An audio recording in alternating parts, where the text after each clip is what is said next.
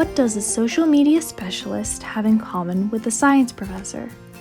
What about a social justice and human rights scholar, or CEO?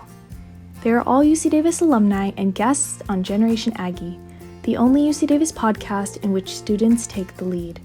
I'm your host, Fiona Rose Beyerle, a recent alumna and social media intern. Join me wherever you find your podcast to learn about the lives of Aggie alumni from blue and gold lenses. Now, without further ado, let's welcome our next guest. Today, our guest is Paul David Terry. He is the Assistant Director at the Cal Aggie Alumni Association, CAAA, a doctoral student in human rights and racial justice education, and a lifelong Aggie. Let's welcome Paul. Thanks, Fiona. So my name is Paul, and I graduated in 2001. I was a music major, a biology minor. I currently live in Davis, California. I'm back on campus, overseeing our affinity networks and diversity programs for alumni. I grew up in Vacaville, so 20 minutes from here. Secret, I did grow up in Dixon first and then Vacaville. So this is kind of home, not home. As far as my college hobbies go, I was in orchestra. I played percussion there. I sang chorus.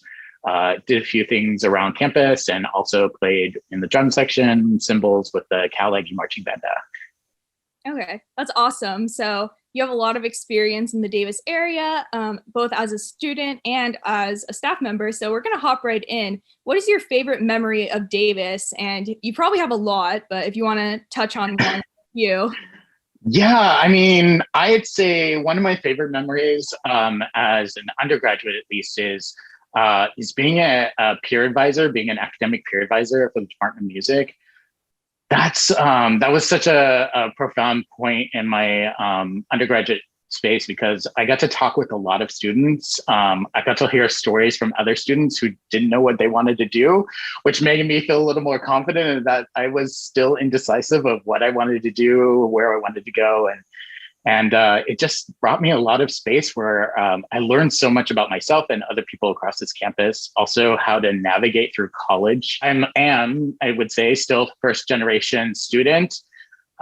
So it was really difficult many times to understand, how to guide this, behemoth of academia at UC Davis.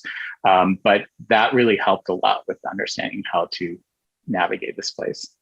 That's really cool. And it's really fun hearing about people who really like giving back to their community and also, helping other students. I'm actually a mentor myself under the College of Biological Sciences. I did it last year, especially because I felt with the pandemic, with incoming students, it must have been so hard to just, start off in college and you can't even be there in person. And I'm happy to say I'm going to do it again this year virtually. And I do think it's really awesome just being able to help other students and kind of learn about yourself and learn about college. So that's really cool. So Paul, I was wondering if you wanted to touch upon what your biggest obstacle was that you overcame during your time at Davis. Yeah, I mean, not only was I a first generation student, but I was also a transfer student and I didn't know what I wanted to do or what I wanted to be. I mean, I did the typical thing of like every parent's, dream is they want their child to become a doctor. So that meant I was a bio major.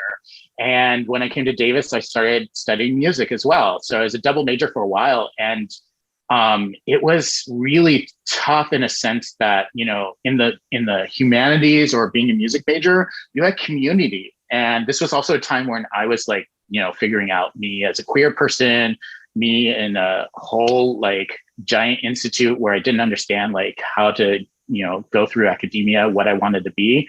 And on the other side, like being in the sciences can be very lonely for a queer person. So it was like trying to navigate that, trying to feel connected was really hard. So I think one of the hardest things that I overcame was just telling myself or telling my parents, so I think I want to go into music, or I think I want to go into that direction. That was really tough, like really coming to terms about, what you're really passionate about, what really has a calling to you and how to go forward. So that was probably one of the biggest obstacles that I overcame. Yeah, something that you were mentioning, and I think this is something that is, kind of a problem for a lot of people is, you know, you go into college and your parents, you know, they want you to become a doctor or, you know, a scientist, like whatever. How did you kind of come to terms and tell your parents, you know, hey, like, I actually want to do music? Because I think that's something a lot of students, when they're going through college, they do want to change their major, you know, they want to change their career. So how did you kind of, I guess, gather the courage to tell your parents you wanted to change? If you Oh remember. my God. Yeah, I'm feeling those feelings right now and how tough that was. I mean, I think it was harder to tell my parents I was gay. No, wait, I take that. I think it was harder to tell my parents that I was changing majors and not being a doctor than telling them that I was gay. Like, that was so difficult to be like I was queer. That was pretty easy compared to like saying, you know, I think I'm going to be a different type of doctor, like not a doctor specifically of medicine, but maybe a different type that's going to do other things that's going to influence this world. Oh, the courage. I don't know where I got that, but you kind of have to take that leap, and it's not easy. I will say though that I had friends and I had people, like, you know, being a peer advisor, being there, seeing people that look like me, that there were pathways that could be successful, that kind of helped to do that. Seeing that there was possibility, it brought me hope. And I think leveraging that hope inside me, saying like, okay, I could potentially do this, made it easier to tell them this is what I want to do. Thank you for that. I think that's something a lot of students, you know, they kind of need to hear, to kind of tell their own parents if they want to change their passions. So I was wondering, did you know what you want to do after college, since, you know, you did end up changing paths? If you want to kind of touch upon that more, since we kind of eased into that a little bit. Oh my gosh, my final year. So my last 2 years, I was TAing, taking some graduate classes, you know, just feeling like the groove to like, you know, do graduate school. But I have to say, I got so burnt out from double majoring. You know, I was in like, I think I had 4 classes to finish my bio major, and I just was like, I was burnt out. And then the questions start coming like, what are you going to do after you graduate? What do your interests are? Where are you going to go?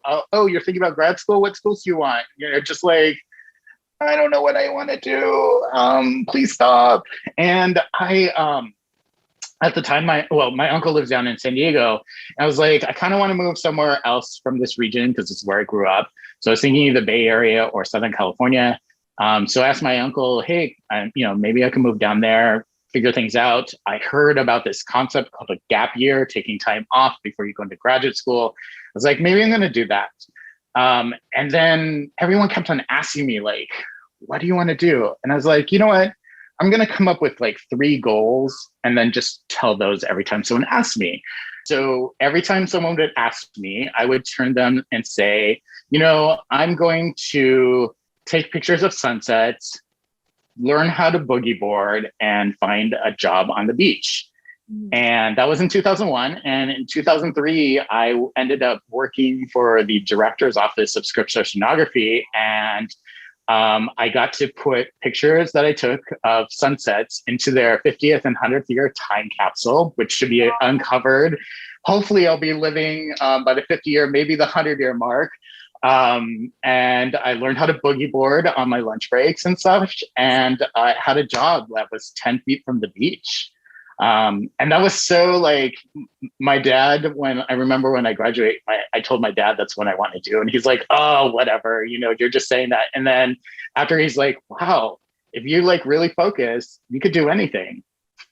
I really love that story actually, because when people ask me like, oh, what do you want to do after school? Or like, where do you see yourself in 5 years? Like, I don't necessarily have like a dream career, you know, like a set, like I'm going to do this. So I've kind of started saying, I mean, not boogie boarding, but kind of started saying like similar things like, oh, you know, like I want to be, you know, healthier. I want to be exercising more. And like, I want to travel. So like, I think that's really cool that those are like the things you came up with and, you know, you achieved them. So like, that's even better. And that's super cool. And I also love boogie boarding. So it's fun to hear that. Do you still boogie board when you get a chance to like go down to San Diego? No, I'll do other things. But but I have to say, like, if you like over the years, I've learned just thinking about like goals and concepts and how like we always have these like macro goals, like these big things we want to do, but we don't realize how like these meso and micro goals like have so much influence. So every year I'll set like some micro goals around cooking or wellness or something like that. But then I'll think about like, where do I want to be in a couple of years and what's something cool and funky that I can like learn, whether it be doing opera or being in a play or doing performance of science. I love to cook. So finding ways, different recipes or different like cuisines from different countries to do. That's always something that I have set. And after experiencing those goals, I was like, oh, let's find something quirky that I could just like, find passion in. Yeah, no, I love that a lot. Like, I think that's a really good way to look at life and like, really just finding these goals, like you're saying. Like, I think that's a really good way to kind of, plant your life and like follow a different path instead of just saying like, oh, this is like the job I want, or just, career I want. Kind of just finding like your passions and things you want to do and, getting a variety of things you want to do. I think that's really great. And speaking of variety, you do a lot, but let's focus right now on your work in social justice. So I know you're doing a lot of work in social justice and at the same time working on your doctorate in human rights and racial justice education. And that's awesome. So what made you want to pursue this? Oh, that's a really great question. So I do a lot, partially because I find myself, I really just am passionate about the fact that when I get into social justice spaces or, racial equity or queer spaces, you meet a lot of really other passionate people that you get to geek out with. And that is so much fun. In my doctoral program, we just have a lot of passionate people who have had different pathways to be able to do social justice work. But now we're like looking at different angles and disciplines and stuff. And as a lifelong learner, like this is just like geekery exploded. So I started getting into this when I started working at UC Davis Health. I was working in population health, and I started noticing like trends of different populations that had different disparities. And I asked the question, like, I just had the thought of like, what is the population that has like the most disparities, particularly those that are so unnecessary? And it really comes down to like, our transgender population. And I was like, why? Why are so many people impacted by this? And when you start looking at the structural competencies or the things that come into influence these, you're like, these are really based on ignorance, based on people's personal bias. And then, thinking about like, why aren't we celebrating like the well-being? Why are we so focused on the deficits? And that's been like why I've been pursuing this, is to ask the question, can we move away from asking why people are perceived as being helpless or this and that? How can we start celebrating well-being and start like really shifting the hearts and minds of people to really be around accepting and living out the work that we're trying to do? And that's really what attracted to me this and what's been like pursuing in either the jobs that I have or the volunteerism that I do. That's really amazing. And I also wanted to ask to kind of add on that, since you are a first generation student, do you have any kind of like advice for other first gen who are considering pursuing a doctorate? Oh, find a mentor, find people, just really find people, and don't expect people to come to you. Like, you just got to take the leap. I've been really fortunate because I've been curious to ask questions around, like, when I worked at UC Davis Health or even here on campus, why aren't we working together, or why aren't we addressing these issues? And you start uncovering things. And when you become curious about these with the right people, you start connecting dots in a very different way, and people start paying attention to a different perspective. And I think that's something that transfer students or first generation students, we often have to navigate things ourselves, or the stress or the impact is put on us. And so we tend to figure things out. And when we do, that really brings us more power and more agency, more positionality, a different perspective. And I think bringing those and really honoring those are super important and can eventually be that perspective that solves unique problems that don't know how to be addressed.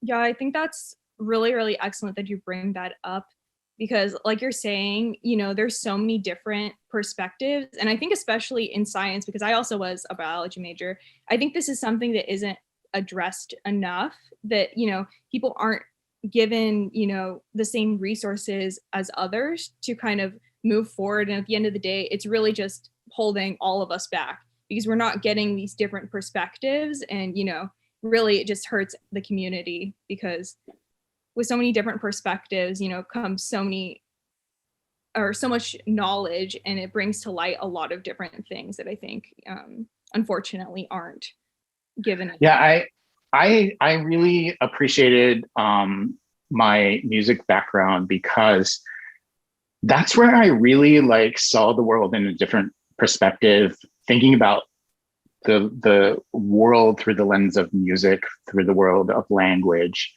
Singing opera, I looked at a breadth of work from various languages, which also means looking at country and culture, thinking about ethnomusicology and looking across the world at different ways that music has been used to either be leveraged for social justice or to, just the humanization of how we connect as people.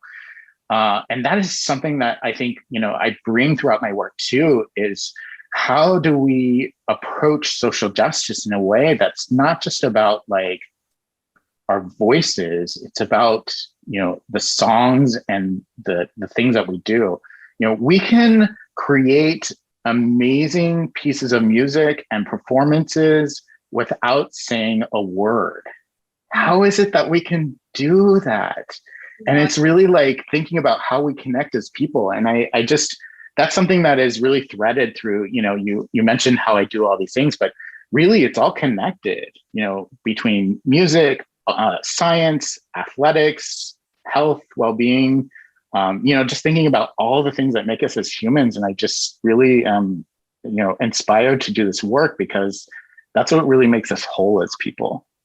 Yeah. And you kind of touched on this a little bit, but I was wondering if you wanted to kind of more solidify this. How do you think your work has made an impact on the UC Davis community, especially, coming back after moving to San Diego and then moving back up here? So how do you think that's made an impact on our community, or how you see the impact through your own lens? Like I mentioned, I've been able to, work in, let's say, the UC Davis Health, the Vice Chancellor and Dean's Health Advisory Council that really boosts queer health across the campus, but everywhere else. I've also been the co-chair of the Chancellor's Committee on LGBTQIA communities. And, oftentimes I'll see groups like this are very siloed and working separately. We're all trying to do the same thing. And if we can only just connect together, perhaps we can join forces. And that's, been something too, as I'm at the Alumni Association, is that alumni, staff, faculty, students, we're all really passionate in our different identities. But can you imagine if we're all working in tandem towards the same effort? That is just really a sense of power to be able to do the good work that we're trying to do. Yeah. Since you just touched on your work a little bit with the Cal Aggie Alumni Association, CAAA, I was wondering if you still talk to your college friends, and if so, what those relationships look like. Oh, yes. I am so appreciative of the opportunities that I've had, both at Davis as an undergraduate, but as an alumni. When I moved down to San Diego, I started volunteering with the San Diego Network and being an alumni leader there. And I met people who I was on campus with at the same time. We had never crossed paths, but we knew the same people. And it was just instant connection. And I have found that every alumni I've met across this world, because I met people, in other countries and other spaces, it's just been such a invigorating process to be able to connect. I still see college friends all the time. I still see people that I didn't go to college with, but went to Davis, that we're able to like connect on different levels. I always find that volunteering has just been so exciting to be able to connect with people in different interests and all kinds of things. It's been just super fascinating. That's really cool. Since you did mention it, what's the most kind of random location or the most unexpected place that you met another UC Davis alum? Like, I just weren't expecting it. I was walking down the street with my two Davis friends when she was going to Columbia for her master's, and I turned a corner and ran into another Davis alumni. Like we literally crossed paths in New York City. I was like, what? And same thing happened in San Diego. Like I was out with some friends in downtown. Lo and behold, I walked into a shop and there was another Davis alum. Tons of Aggies in San Diego. I see them all the time. UC Davis shirts, UC Davis stickers. Yeah, tons of Aggies in San Diego, for sure. So that's really fun. I think definitely like even just seeing that. I actually saw last week on the back of someone's car, I saw like a UC Davis mom sticker. So it's just kind of funny like seeing UC Davis wherever you go. It makes you realize like this world is a very small place. Like it's much smaller than we realize, and we have so much opportunity to connect. And it's so easy now. It's like you can meet people halfway around the world. You know, I tap into people like, let's say in Europe, you know, if you go there and, you know, instant tour guides. I think that's what I love about my experience at Davis is, you know, we're able to connect in such unique and special ways and have really, you know, thoughtful and wonderful experiences together. Yeah. Okay, since we're a little short on time, I'm going to go ahead and ask you one last question, and that is, what advice would you give to someone considering going to UC Davis? And this could just be in general, or if you want to specifically talk to your transfer experience or your first gen experience, I think those would all be really great to hear. Yeah, I would say two things. One, be curious and be fearless. So be curious, ask questions, do your homework, you know, look at what's going on, take a step back, and be fearless, which is a really hard thing because fearless is being tied to like your personal confidence, you know, but sometimes just jump in and try something. I think that's been one of the things that I've really loved is there's times when I've been scared to like approach someone or, you know, suggest something. But what I found is that sometimes like, you know, do your homework and then suggest it and see what happens. I mean, you're going to fail and that's, you know, that's going to happen. But, you know, I find if you're curious and fearless, that's really connected also to your passion. And that really translates well to people. Oh, awesome. Thank you so much. These are all really important things to hear for prospective students or even just current students, because I think so many students in college think like, oh, I'm in college now, like my life's figured out. And, you know, I picked a major, like my life's figured out, like that's it for 4 years. But I really agree. I do think college is a time for, you know, being curious and like exploring different passions and exploring who you are. And I'll definitely take from what you were saying today, setting those like micro goals and just, you know, setting different levels of goals instead of just saying, oh, I'm going to have, you know, this job, but really focusing on your passions and, you know, things you want to do, whether, you know, how quirky or random they may seem. So that's really awesome. And I want to thank you so much for joining us today, and was wondering if there was any parting words you wanted to share with our listeners. Yeah, I think one of my mantras I really developed from my volunteering as network leader and with a lot of my friends, but I really just think there's some magic when you volunteer with the people that you love, doing the things that you love, and you can really bring more joy to this world. And it feels so easy. So I think if anything, find something to volunteer with, but do it with people you love doing it with and have fun. Thank you so much. Thanks, Fiona. Thank you. Bye, everybody. For the next episode, we'll be digging in with Taryn McGrew, CEO of McGrew & Associates. Taryn fell in love with UC Davis's commitment to sustainability setting her on path to create sustainable housing for low-income Bay Area communities. She's got a lot to share, and I hope you join us next time. Till then, take care and go Ags!